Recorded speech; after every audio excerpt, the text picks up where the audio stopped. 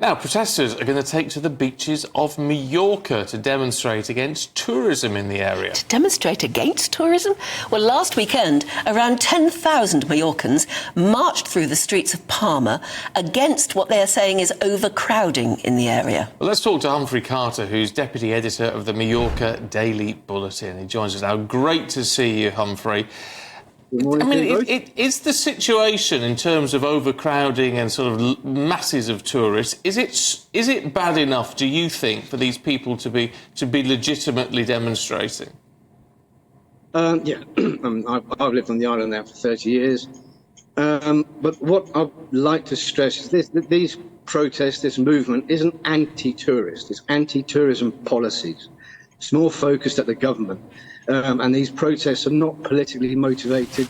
There are no political parties behind it. It is a social movement.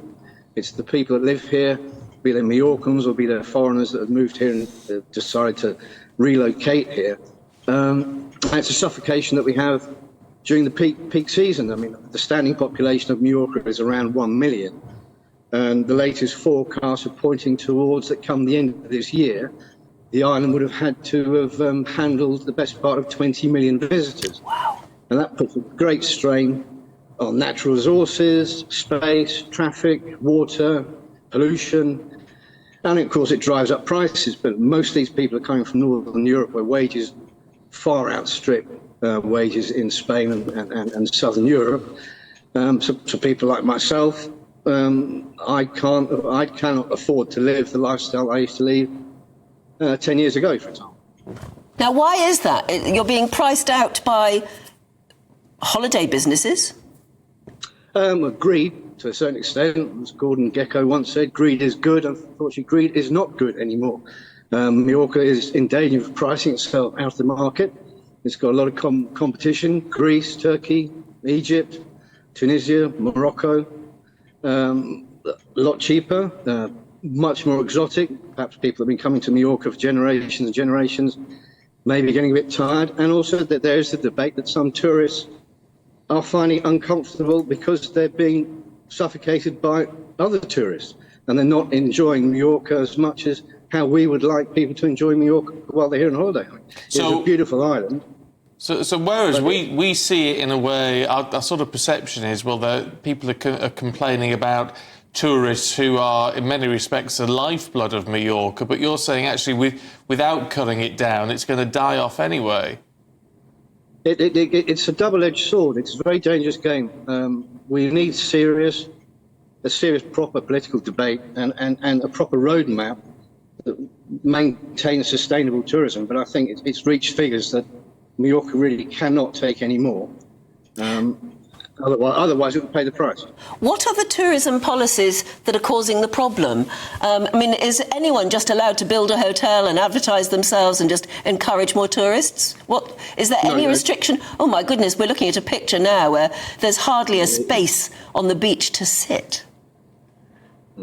Well, there you go. That's what people like myself live here. That's what we're confronted with on the weekend in July and August. Do we go to the beach?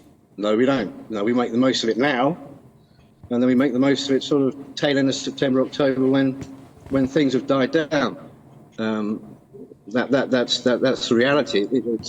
It's changing. It's changing the lifestyle of the people who live here all year round, and of course, which has an effect on our well-being. And of course, cost of living's gone up as it has everywhere, and everyone's feeling the credit crunch, the credit squeeze, as a result of geopolitics around the world. So price is king as well, and prices have gone up in Mallorca. I mean, if you're not careful in Palma, you could be spending exactly the same you could spend in London for a meal out or a quick pint if you're not watching your prices.